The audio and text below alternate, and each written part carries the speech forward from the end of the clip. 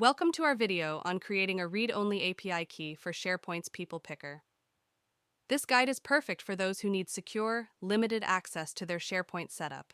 First things first, sign into Okta as a super administrator. Think of yourself as the administrator of Okta for now. A good example username could be something like admin.user. Once you're in, head over to Directory, then People, and finally click on Add Person. Here you're going to create a new account.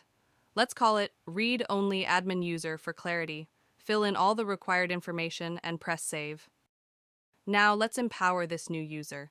Go to Security, then Administrators. In here select Admins.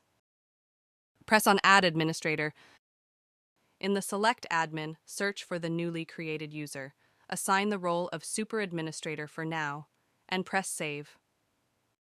Proceed to sign out from this current session. Time to switch users. Log in as the read-only admin user. Navigate through the path Security, then API. In here, select Tokens, and then click on Create Token. Name your token something memorable and copy its value. Remember to keep this key in a safe place. It's powerful as it carries Super Administrator permissions.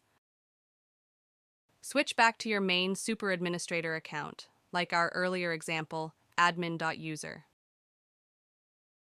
Now, let's tweak some settings. Go back to Security, then Administrators.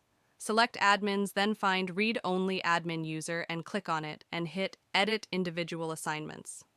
It's time to limit the powers. Change the new account's role to Read Only Administrator and save your changes. We can see that role for our Read Only user changed. For the final step, navigate back to Security and then API.